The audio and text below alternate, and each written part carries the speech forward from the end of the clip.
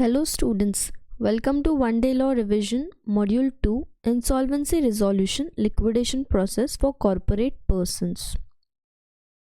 Last module में हमने देखा था कि इंसॉल्वेंसी रिजोल्यूशन होता क्या है। अब हम उसका प्रोसेस देखेंगे और लिक्विडेशन प्रोसेस देखेंगे फॉर कॉर्पोरेट पर्सन्स। तो ये मॉड्यूल के सिनॉप्सिस है कि हम लोग कवर करने वाले हैं insolvency resolution process for corporate person, liquidation process की लिक्विडेशन कैसे होता है, and then fast track insolvency resolution process. अब कॉर्पोरेट इंसॉल्वेंसी रिजोल्यूशन प्रोसेस, पहले तो हमने ये देखा था कि इंसॉल्वेंसी कब होती है, जब हमारी लाइबिलिटीज़ एसेट से ज़्यादा हो जाती है and then you are unable to pay your liabilities. That time you will have to call up for liquidation. तो कॉर्पोरेट इंसॉल्वेंसी रिजोल्यूशन प्रोसेस, ये प्रोसेस कब आता है, इज़ अ प्रोसेस स्टार्ट कहाँ से होता है। स्टार्टिंग पॉइंट क्या है कि तुम्हारे जो क्रेडिटर्स है जिनको तुम्हारा पे करना बाकी है, तो दोज फाइनेंशियल क्रेडिटर्स, अब उनको पता है कि तुम्हारे लाइबिलिटीज़ बढ़ गए, तुम्हारे मतलब डेटर के लाइबिलिटीज़ हैव इंक्रीज्ड। वो क्या चेक करेंगे, असेस मतलब चेक, दे विल चेक कि हमारा जो जो डेटर है उसका बिजनेस वाइबल है क्या कंटिन्यू करने के लिए, मतलब उसका बिजनेस कंटिन्यू करना चाहिए या नहीं। और अगर हम कंटिन्यू करना चाहते हैं, कोई रेस्क्यू रिवाइवल के ऑप्शन है क्या, जैसे सिक कंपनी के केस में देखा था कि अगर हम बिज़नेस कंटिन्यू करना चाहते हैं तो क्या हम ग्रो कर सकते हैं क्या, जो अभी हम स्लो डाउन में है, जो हमारा लाइबिलिटी बढ़ गया है उससे हम रिकवर हो सकते हैं क्या, रेस्क्यू हो सकता है क्या। अगर हो सकता है तो वेल एंड गुड, कंपनी को रीस्ट्रक्चर करो, रीस्ट्रक्चरिंग ऑफ डेट होगा, रीपेमेंट्स शेड्यूल होंगे बाय द फाइनेंशियल क्रेडिटर्स, वो हमको एक मौका देंगे और फिर धीरे धीरे कंपनी की हालत सुधरेगी। बट अगर ऐसा नहीं हो रहा है तो फिर अगर हम रेस्क्यू नहीं कर सकते, रिवाइवल नहीं कर सकते, तो क्या होगा, if the insolvency resolution process fails या financial creditor decides that business of debtor can not be carried, उसने क्या डिसाइड किया कि बिजनेस हम कैरी नहीं कर सकते in a profitable manner and it should be wound up, कि क्रेडिटर्स ने मिलकर डिसीजन लिया कि हमारा जो डेटर है, मतलब हम खुद उसका बिजनेस अब नहीं चलने वाला है, उसको बंद कर देते। तो क्या होगा, फिर डेटर को लिक्विडेशन प्रोसेस में जाना पड़ेगा, उसके सारे एसेट्स हम रियलाइज करेंगे, मतलब बेच देंगे, और फिर वो हम क्या करेंगे, जो लाइबिलिटीज़ है उनको पे ऑफ करने के लिए यूज़ कर देंगे and will be distributed by the liquidator to creditors, या और भी जिसके अगेंस्ट पैसे बाकी है, government dues, workman salary and so on. अब ये जो हमारा IBC है, जो हमारा न्यू कोड आया 2016 में, वो क्या बोलता है, जैसे हमने पहले देखा कि 4 से 5 साल लग जाते थे to complete the whole process, but अब हमारा ये कोड क्या बोलता है कि आप 180 डेज़ में ये प्रोसेस को कंप्लीट करो, एंड अगर नहीं हो रहा है तो हम तुमको एक्सटेंड करने के लिए 90 डेज़ देते हैं, इसके ऊपर टाइम नहीं मिलेगा, कंप्लीट इन 180 डेज़ या तो फिर और 90 डेज़ उसके ऊपर। और क्या बोला है कि अगर फास्ट ट्रैक रिजोल्यूशन है, ये कंसेप्ट हम आगे की स्लाइड्स में पढ़ने वाले हैं इन द सेम मॉड्यूल। अगर फास्ट ट्रैक रिजोल्यूशन है तो हमको 90 डेज़ में ही पूरा इंसॉल्वेंसी रिजोल्यूशन प्रोसेस कंप्लीट करना है। If insolvency can not be resolved, assets of the borrower may be sold to repay creditors. अगर इंसॉल्वेंसी रिजॉल्व नहीं हो रही है, हम उसको ट्रीट नहीं कर पा रहे प्रॉपरली, तो फिर एसेट्स बेच दो। अब प्रोसेस फ्लो क्या है कि रिजोल्यूशन प्रोसेस होता कैसे, पहले तो NCLT के सामने एप्लीकेशन जाएगा कि हम चाहते हैं कि कंपनी को लिक्विडेट कर दो या कंपनी का रिजोल्यूशन प्रोसेस स्टार्ट करवा दो। तो एप्लीकेशन कौन भेज सकता है, फाइनेंशियल क्रेडिटर भेज सकता है, ऑपरेशनल क्रेडिटर भेज सकता है, या डेटर खुद, हम खुद जाके बोलेंगे कि हम अब लिक्विडेट होना चाहते हैं। फिर एप्लीकेशन NCLT को, मतलब ट्रिब्यूनल को मिलने के बाद वो तो उसको या तो एडमिट करेगा या रिजेक्ट करेगा, मतलब या तो एक्सेप्ट करेगा या रिजेक्ट करेगा। अगर उसने एक्सेप्ट कर लिया तो फिर मोराटोरियम आ जाएगा। मोराटोरियम मतलब उस पीरियड में कंपनी कोई भी ट्रांजैक्शंस नहीं कर सकती है। फिर आएगा पब्लिक अनाउंसमेंट, कि तुमको पब्लिक को अनाउंस करना पड़ेगा कि कंपनी के लिए मोराटोरियम पीरियड स्टार्ट हो गया है। फिर अब जो ये पूरा रिजोल्यूशन प्रोसेस देखेगा उसका अपॉइंटमेंट होगा, that is interim resolution professional, उसका अपॉइंटमेंट होगा and he will be appointed from interim resolution professional agency. ये एजेंसी सारे प्रोफेशनल कैंडिडेट्स के डिटेल्स मेंटेन करती है and from there you can appoint the IRP। फिर एक कमिटी ऑफ क्रेडिटर फॉर्म होगी, फिर जो प्लान है रिजोल्यूशन का प्लान वो प्रिपेयर करेंगे हम, फिर सबमिट करेंगे, फिर वो अप्रूव होगा। फिर अगर रिजोल्यूशन प्लान नहीं सबमिट किया तो वो रिजेक्ट होगा, एंड अगर सबमिट हो गया तो फिर लिक्विडेशन प्रोसेस स्टार्ट हो जाएगा। So this is the flow कि पहले हम एप्लीकेशन देंगे टू द ट्रिब्यूनल, हम मतलब फाइनेंशियल क्रेडिटर या ऑपरेशनल क्रेडिटर या डेटर, फिर वो या तो एप्लीकेशन को एक्सेप्ट करेगा या तो रिजेक्ट। फिर मोराटोरियम पीरियड स्टार्ट होगा, पब्लिक में अनाउंस करना है that we are going to carry on the liquidation process, ताकि जो क्रेडिटर्स है जिनके ड्यूज है वो आके इन्फॉर्म कर पाए मैनेजमेंट को या इंसॉल्वेंसी रिजोल्यूशन प्रोफेशनल को। उसका अपॉइंटमेंट होने के बाद एक कमिटी ऑफ क्रेडिटर्स फॉर्म करेंगे, डिसीजन मेकिंग वहाँ होगा। फिर रिजोल्यूशन प्लान को प्रिपेयर करना है, सबमिट करना है। अब सबमिट होगा भी या नहीं भी होगा, अगर सबमिट हो गया तो फिर आगे लिक्विडेशन प्रोसेस है, अगर सबमिट नहीं हुआ तो फिर अगर वो फेल हो गया तो फिर से will give a company chance to grow. अब application to National Company Law Tribunal, कहीं भी एप्लीकेशन करने के पहले फॉर इंसॉल्वेंसी पहले डिफ़ॉल्ट होना ज़रूरी है। डिफ़ॉल्ट का सेक्शन हमने पिछली मॉड्यूल में देखा था। डिफ़ॉल्ट मतलब क्या कि जो हमारा डेटर है वो क्रेडिटर के पैसे नहीं दे पा रहा है, एनी इंस्टॉलमेंट ड्यू या पूरा अमाउंट जो भी देना बाकी था उसने अगर नहीं पे किया तो डिफ़ॉल्ट हो गया। डिफ़ॉल्ट होते से ही हमारा इंसॉल्वेंसी प्रोसेस ट्रिगर हो जाता है। Process of insolvency is triggered by occurrence of default. क्या बोला है section 3 subsection 12 of the code, default means non payment of debt. क्या बोला है, default means non payment of debt, कि जो अमाउंट ड्यू था वो नहीं पे किया। When whole or any part or instalment of the amount of debt has become due, मतलब that was due but debtor ने पे नहीं किया, and payable, due and payable and is not repaid by the debtor or the corporate debtor, तो अब default तो हो गया। अब filing of application before NCLT, कौन कौन फाइल कर सकता है? सबसे पहले फाइनेंशियल क्रेडिटर देखेंगे कि फाइनेंशियल क्रेडिटर कैसे करेगा, आइदर इटसेल्फ खुद से, और along with other financial creditors या बाकी के फाइनेंशियल क्रेडिटर्स के साथ मिलके, सेल्फ या इन अ ग्रुप। क्या कर रहा है, may launch an application before the adjudicating authority, एक एप्लीकेशन देगा वो बिफोर द एडजुडिकेटिंग अथॉरिटी मतलब NCLT, for initiating corporate insolvency resolution process, कि मैं ये प्रोसेस स्टार्ट करवाना चाहता हूँ। क्यों, अगेंस्ट अ कॉर्पोरेट डेटर जिसने फ्रॉड कमिट, डिफ़ॉल्ट किया। डिफ़ॉल्ट मतलब क्या, उसने मेरा पैसा नहीं दिया, अब मैं आपको एप्लीकेशन कर रहा हूँ कि मैं इंसॉल्वेंसी रिजोल्यूशन प्रोसेस इनिशिएट करवाने चाहता हूँ, तो आपकी परमिशन ले रहा हूँ थ्रू एप्लीकेशन। अब एप्लीकेशन के साथ वो एविडेंस भी देगा, एविडेंस किस चीज़ के, सपोर्टिंग डॉक्यूमेंट्स की, सही में कॉर्पोरेट डेटर ने उसके साथ डिफ़ॉल्ट किया है। He shall also suggest the name of interim resolution professional, वो एविडेंस तो दे रहा है कि उसके साथ डिफ़ॉल्ट हुआ है बाय द कॉर्पोरेट डेटर, और साथ में वो एक नाम सजेस्ट करेगा इंटरिम रिजोल्यूशन प्रोफेशनल का। ये हो गया फाइनेंशियल क्रेडिटर। अब ऑपरेशनल क्रेडिटर भी एप्लीकेशन दे सकता है टू द एनसीएलटी। वो क्या बोलेगा कि डिफ़ॉल्ट हुआ था, तो वो सबसे पहले क्या करेगा, एक डिमांड नोटिस सेंड करेगा and copy of invoice to corporate debtor, मतलब एप्लीकेशन के पहले ये कॉर्पोरेट डेटर को डिमांड नोटिस दे रहा है कि इतना इतना पैसा बाकी है, कॉपी ऑफ इनवॉइस जा रहा है। अब कॉर्पोरेट डेटर का क्या काम है, जैसे ही उसको डिमांड नोटिस मिला, डिमांड नोटिस मतलब क्या, इतने पैसे बाकी है, हम तुमसे डिमांड करते, डिमांड नोटिस और इनवॉइस कॉपी की, इनवॉइस बताएगा कि कहाँ कहाँ कितने पैसे बाकी हैं। अब कॉर्पोरेट डेटर क्या करेगा, 10 दिन के अंदर from the receipt of demand notify the operational creditor about the existence of dispute if there is any record of pendency of any suit or arbitration proceeding.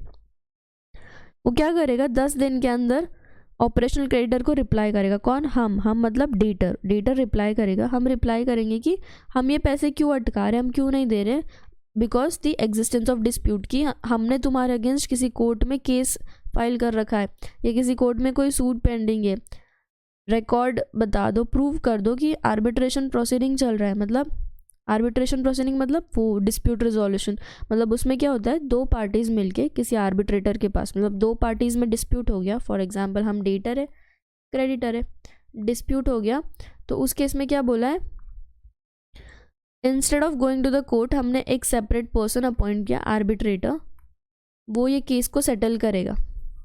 तो या तो जो तुम्हारा डिस्प्यूट है वो या तो आर्बिट्रेटर के पास पेंडिंग है, या तुमने कोर्ट में फाइल किया था तो उधर वो सूट पेंडिंग है, इसलिए हम पे नहीं कर रहे हैं, मतलब उनको लग रहा है कि शायद उनका अमाउंट कम हो जाएगा, इसीलिए उन्होंने केस किया है।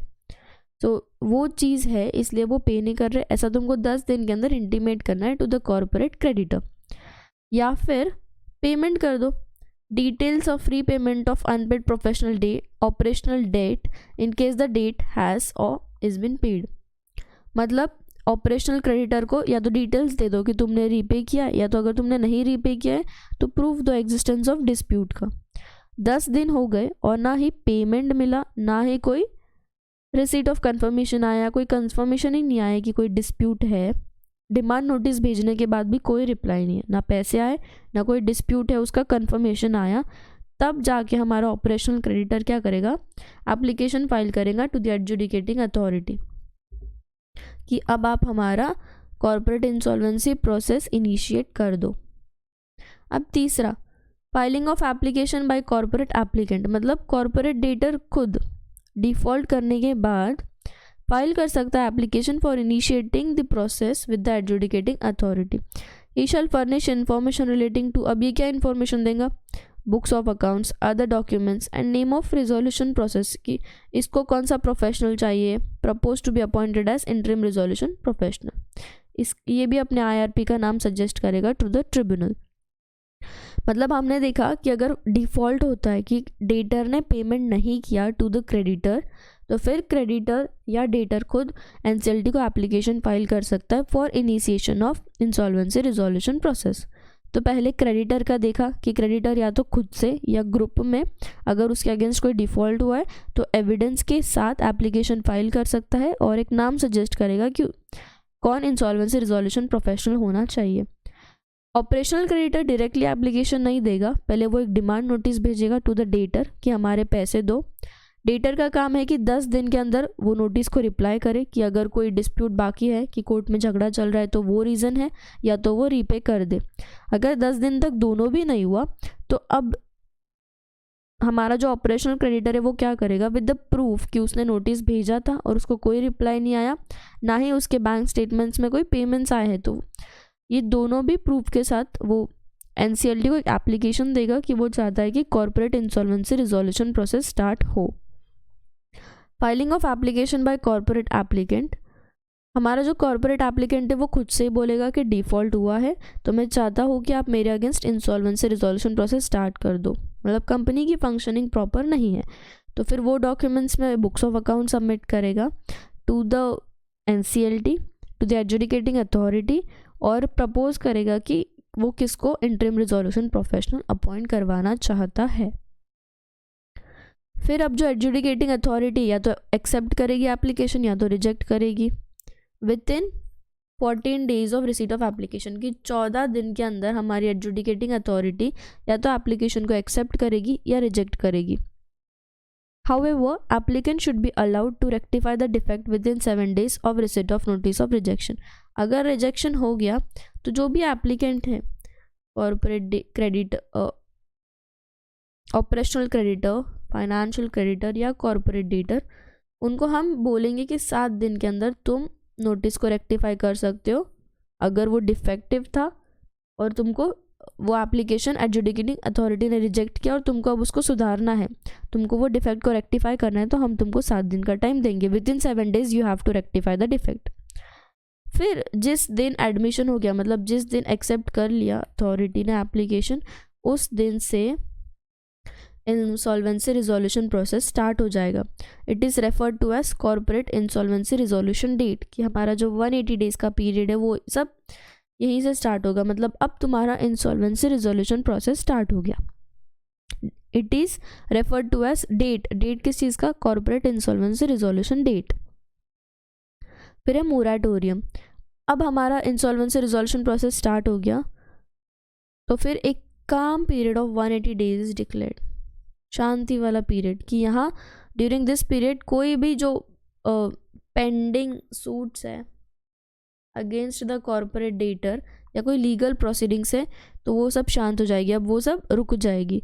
Against the corporate debtor are held in abeyance to the given time to the entity to resolve the statute, it is called moratorium period, कि अब 180 डेज में कोई भी जो पेंडिंग सूट्स है, लीगल प्रोसीडिंग्स है, वो सब रुक जाएगी, कंपनी को मोराटोरियम का स्टेटस मिल जाएगा, मतलब अब उनको रिजॉल्व करने के लिए हम टाइम दे रहे, तो that is called moratorium period. Section 14 क्या बोलता है, ड्यूरिंग द मोराटोरियम पीरियड हम नीचे दी हुई चीज़ें नहीं कर सकते, मतलब company, corporate debtor, institution of suit or continuation of any pending suit, हम किसी के ऊपर कोई नवा सूट फाइल नहीं कर सकते, या जो ऑलरेडी चल रहा था पेंडिंग सूट था उसको कंटिन्यू नहीं कर सकते। और proceedings against the corporate debtor, कोई प्रोसीडिंग नहीं होगी against the corporate debtor, including execution of any judgment, कोई जजमेंट नहीं पास होगा, decree or order of any court, tribunal, arbitration panel or other authority, कोई भी अथॉरिटी अभी कोई भी पेंडिंग सूट को लेके ऑर्डर नहीं पास करेगी।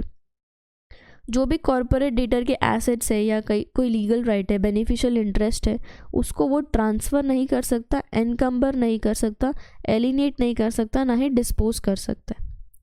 फिर any action to foreclose, recover or enforce any security interest, कोई सिक्योरिटी इंटरेस्ट एनफोर्स करने के लिए कोई एक्शन लेना नहीं चलेगा, created by the corporate debtor and respect of property included in SARFAESI act 2002, कोई भी एसेट को लेके जहाँ सिक्योरिटी इंटरेस्ट है तुम उसको फोरक्लोज नहीं कर सकते, बंद नहीं कर सकते, रिकवर नहीं कर सकते या एनफोर्स नहीं कर सकते। फिर recovery of any property by owner or lessor, की जो कॉर्पोरेट डेटर की property by any owner, lessor where such properties occupied by or in the position of corporate debtor, कि कोई प्रॉपर्टी अगर कॉर्पोरेट डेटर के पोजीशन में है तो उसका रिकवरी अभी दूसरा कोई थर्ड पार्टी, भले ही ओनर हो, लेसोर हो, इस पीरियड में नहीं कर सकता।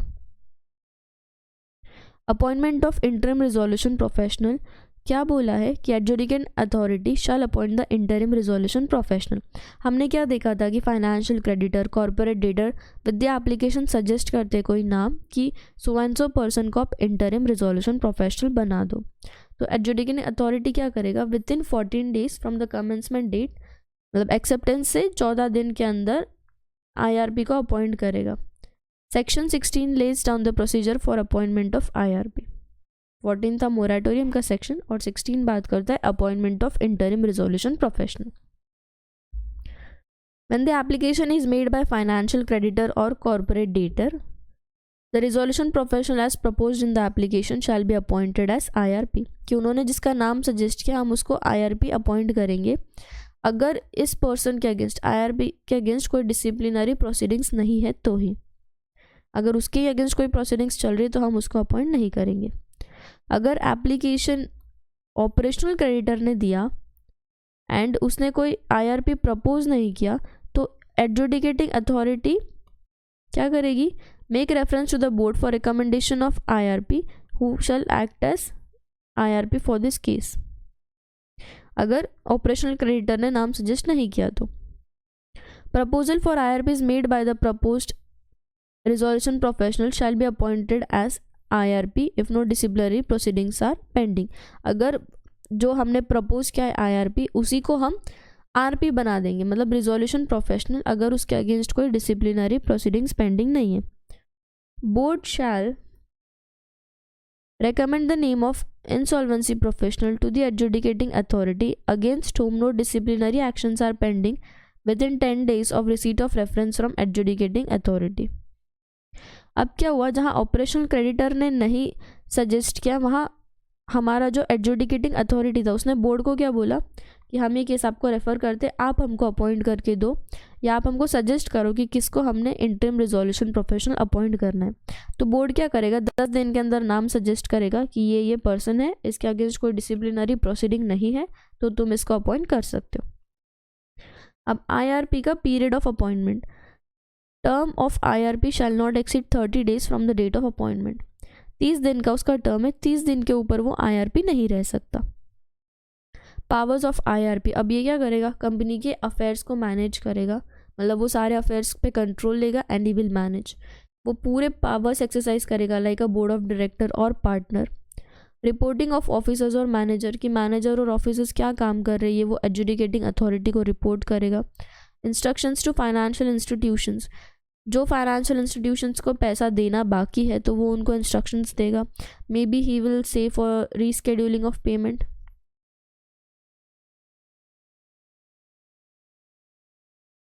या तो रीस्ट्रक्चरिंग ऑफ डेट्स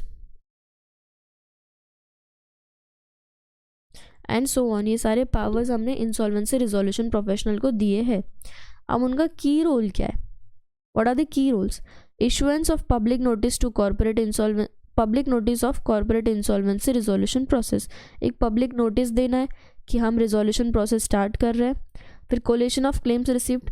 अब पब्लिक नोटिस तो दे दिया, तो अब जो लोगों की क्लेम्स बाकी है तो वो लोग आएंगे कंपनी में, तो वो क्लेम्स, सारे क्लेम्स को कोलेट करो, मतलब एक डॉक्यूमेंट में मेंटेन करो कि किस किस को कितने पैसे देना बाकी है by the company corporate debtor. फिर एक कमिटी ऑफ क्रेडिटर कॉन्स्टिट्यूट करो। फिर उनका फर्स्ट मीटिंग कंडक्ट करो, वो क्लेम से रिलेटेड होगा कि किसका कितना पैसा बाकी है एंड वो कैसे रिकवर करना है। तो ये सारे रूल्स आईआरपी के हैं। इसका अपॉइंटमेंट 30 दिन से ज़्यादा के लिए नहीं हो सकता। अब अपॉइंटमेंट ऑफ रिजोल्यूशन प्रोफेशनल। जो पहली कमेटी होगी क्रेडिटर की, जहां हमने ये की रोल में देखा कि कमेटी ऑफ क्रेडिटर का फर्स्ट मीटिंग कंडक्ट करवाओ। फिर फर्स्ट मीटिंग में कमेटी ऑफ क्रेडिटर क्या करेगी? By not less than 75% vote, 3/4 vote से क्या करेगी? आइदर जो हमारा आईआरपी है उसी को आरपी कर देगी, रिजोल्यूशन प्रोफेशनल, या तो replace the IRP by another RP, या तो ये आईआरपी को रिप्लेस कर देगी into another RP. If the board does not confirm the name of proposed resolution professional within 10 days of receipt of the name of proposed resolution professional, मतलब क्या? हमारे adjudicating authority ने बोर्ड को बोला था कि आप हमको कोई प्रोफेशनल का नाम सजेस्ट करो। अगर बोर्ड ने नहीं किया तो फिर एडजुडिकेटिंग अथॉरिटी डायरेक्टली खुद ही अपॉइंट करेगी और उसी इंटरिम रिजोल्यूशन प्रोफेशनल को बोलेंगी that you can continue as a resolution professional until such time as the board confirms the appointment of the proposed resolution professional। अब है रोल ऑफ रिजोल्यूशन प्रोफेशनल। क्या role है RP का? Obtaining valuation of the entity, कि entity का पूरा valuation करो, उसके एसेट्स को वैल्यू करो। प्रिपरेशन ऑफ इंफॉर्मेशन मेमोरेंडम, सारी डिटेल्स उसमें रहेंगे। Preparation of resolution plan, obtaining consent of committee of creditor for the resolution plan, कि उसने जो भी प्लान बनाया रिजोल्यूशन प्लान, उसमें कमिटी ऑफ क्रेडिटर्स का अप्रूवल लो। फिर पब्लिक अनाउंसमेंट। पब्लिक अनाउंसमेंट में क्या क्या इंक्लूड होगा? सेक्शन 15 बात करता है अबाउट द पब्लिक अनाउंसमेंट। तो उसमें name and address of corporate debtor जिसका कॉर्पोरेट इंसॉल्वेंसी रिजोल्यूशन प्रोसेस चल रहा है, name of the authority with which corporate debtor is incorporated और रजिस्टर्ड, आरओसी उधर का क्योंकि कॉर्पोरेट है। Details of interim resolution professional who shall be wasted with management of corporate debtor and responsible for receiving claims, मतलब IRP के details दो जो corporate debtor का काम करने वाला है। पेनाल्टीज फॉर फॉल्स और मिसलीडिंग क्लेम्स, अगर फॉल्स या मिसलीडिंग क्लेम्स आए फ्रॉम क्रेडिटर्स तो उनको penalty. Last date for submission of claims, date on कि हम पब्लिक को बोल रहे हैं कि अब इनका आईआरपी हो रहा है तो अगर तुम्हारे कुछ क्लेम्स बाकी है तो तुम हमारे पास आओ, बट अगर फॉल्स रहे तो पेनाल्टी है। और हम वो नोटिस में लास्ट डेट भी मेंशन करेंगे कि कब तक तुम क्लेम सबमिट कर सकते हो।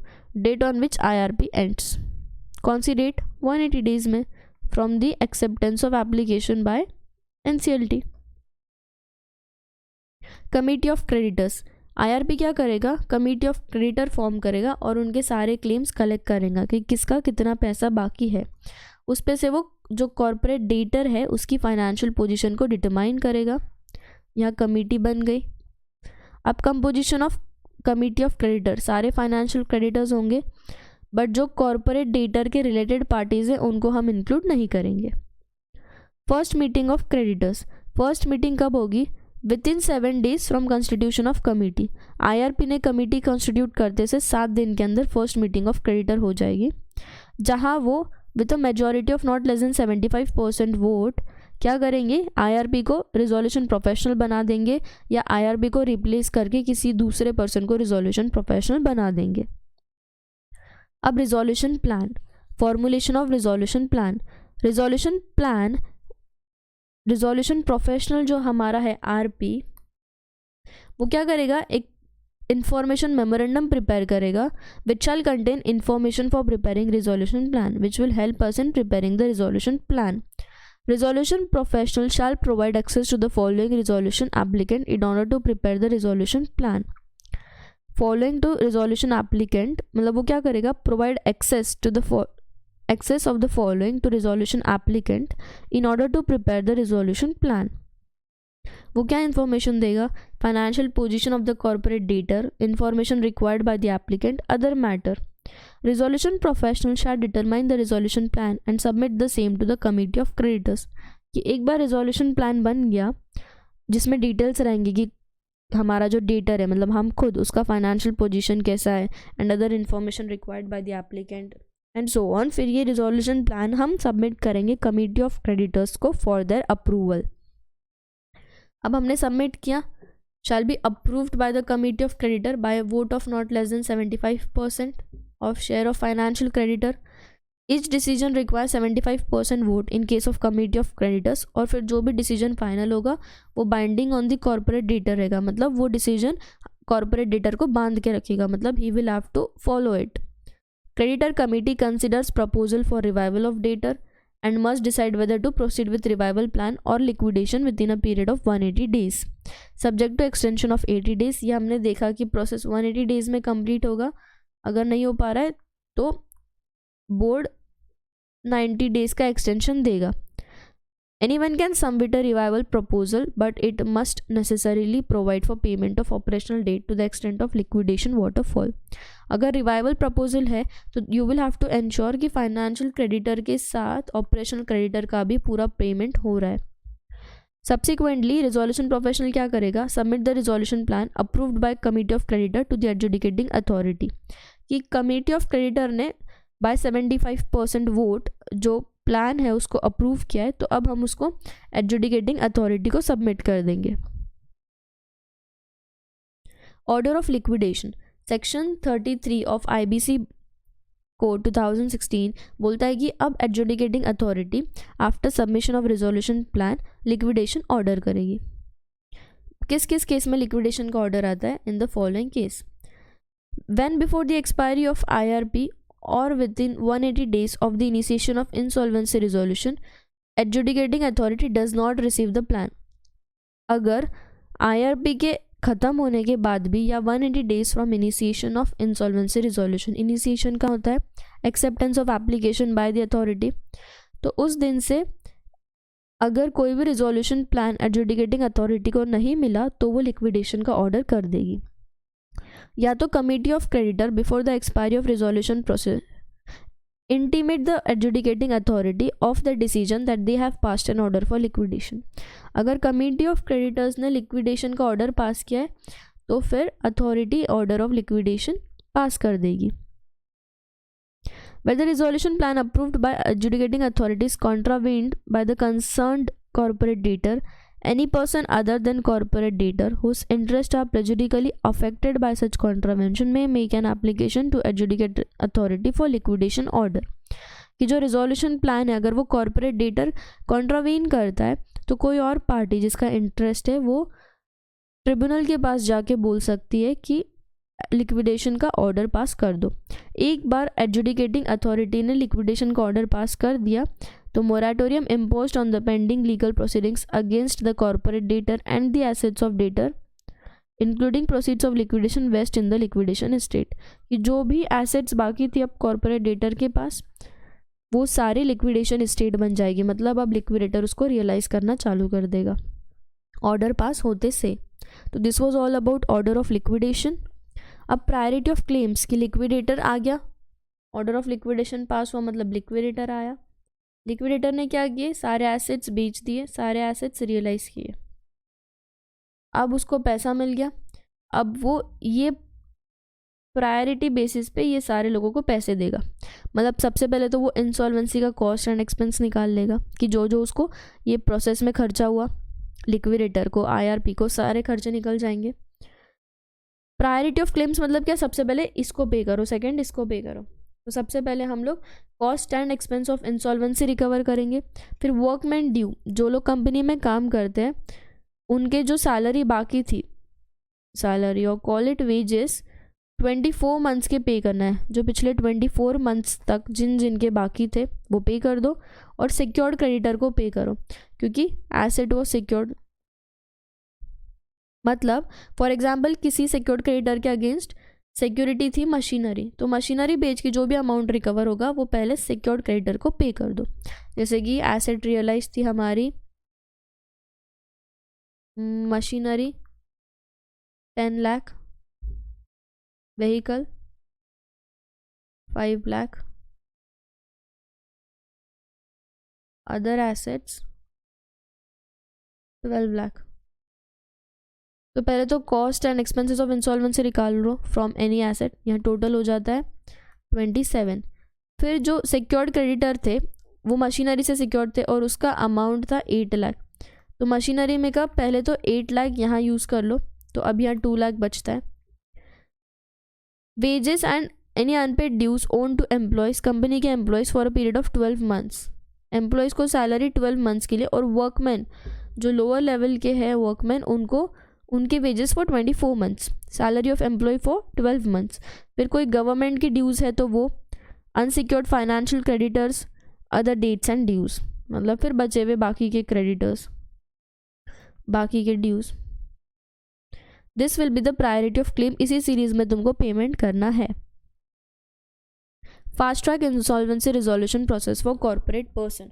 फास्ट ट्रैक नाम से ही क्या समझ रहा है कि ये प्रोसेस जल्दी कंप्लीट करना है। ये प्रोसेस 90 डेज में ही कंप्लीट हो जाता है from insolvency commencement date. IBC क्या बोलता है कि फास्ट ट्रैक को भी सारे प्रोविजंस अप्लाई हो जाएंगे मुटाटिस मुटेंडिस, मतलब एज इट इज़, जैसे कि हमने इंसॉल्वेंसी रिजोल्यूशन प्रोसेस में अप्लाई किए थे। Who may apply? An application under this category can be made by any corporate debtor falling under the any of the following category. कौन एप्लीकेशन दे सकता है? Corporate debtor with assets and income below a level as may be notified by central government. ये तुम्हारे asset income जो central government का notified level है उससे नीचे है, या तो corporate debtor with such class of creditors और such amount of debt as may be notified by CG, कि उसका डेट इतना बढ़ गया है कि जो अमाउंट सीजी ने नोटिफाई किया है उसके भी ऊपर जाता है। Such other category of corporate person as may be notified by CG. तो ये 3 लोग एप्लीकेशन कर सकते। टाइम पीरियड हमने देखा 90 days from commencement of insolvency process. Extension, adjudicating authority चाहे तो पीरियड को एक्सटेंड कर सकती है। अग्रीव्ड पार्टी क्या करेगी? एप्लीकेशन देगी टू द एडजुडिकेटिंग अथॉरिटी कि 90 डेज में पॉसिबल नहीं है, तो फिर जो एडजुडिकेटिंग अथॉरिटी वो एक्सटेंड करेगी ड्यूरेशन को, बट 45 डेज से, उससे ज़्यादा नहीं। Extension of fast track corporate insolvency process under the section will not be granted more than once, मतलब ये एक्सटेंशन 45 डेज का जो है वो एक ही बार मिलेगा। और नॉर्मली हमने देखा था नॉर्मली 180 डेज में प्रोसेस कंप्लीट करना पड़ता है और एक्सटेंशन मिलता है 90 डेज का, तो दैट इज़ ऑल्सो वंस, ये भी एक ही बार मिलेगा, वो भी on proper application if the adjudicating authority satisfied, तो वो ये एक्स्ट्रा टाइम देगी। और फास्ट ट्रैक में 90 डेज़ का पीरियड है और एक्सटेंशन है 45 डेज़ का। तो एक बार फिर से सिनॉप्सिस देखते हैं कि हमने क्या क्या कवर किया है इस मॉड्यूल में। हमने कॉर्पोरेट इंसॉल्वेंसी रिजोल्यूशन प्रोसेस देखा कि पहले जो हमारी अथॉरिटी है उसको एप्लीकेशन देंगे, हम लोग एप्लीकेशन देंगे फाइनेंशियल क्रेडिटर, ऑपरेशनल क्रेडिटर या तो कॉर्पोरेट डेटर। एप्लीकेशन मिलने के बाद वो या तो एक्सेप्ट करेगी, रिजेक्ट करेगी तो 7 दिन में रेक्टिफाई करो, एक्सेप्ट करेगी 14 डेज़ के अंदर, फिर उसके बाद आईआरपी प्रोसेस स्टार्ट होता है। फिर रिजोल्यूशन प्रोफेशनल को अपॉइंट करो, प्रोफेशनल के की रोल्स ड्यूटीज़ देखे हमने। वो कमेटी ऑफ क्रेडिटर फॉर्म करेगा, उनकी फर्स्ट मीटिंग करेगा। फर्स्ट मीटिंग में कमेटी ऑफ क्रेडिटर क्या डिसाइड करेगी कि आईआरपी को ही आरपी बनाना है या किसी और पर्सन को आईआरपी को हटा के आरपी बनाना है। फिर वो अपने रूल्स फॉलो करेगा, वो रिजोल्यूशन प्लान बनाएगा, सबमिट करेगा। Committee of creditor with 75% vote उसको एक्सेप्ट करेगी। रिजोल्यूशन प्लान हम एडजुडिकेटिंग अथॉरिटी को देंगे and then liquidation process start होगा। लिक्विडेशन प्रोसेस में देखा कि सारे एसेट्स रियलाइज होंगे। प्रायोरिटी ऑफ क्लेम्स देखा, उसके बाद आता है fast track insolvency resolution process, जो हमने देखा कि 90 डेज़ में कंप्लीट करना पड़ता है। फर्दर एक्सटेंशन है of 45 days. So I hope you understood the topic. Thank you.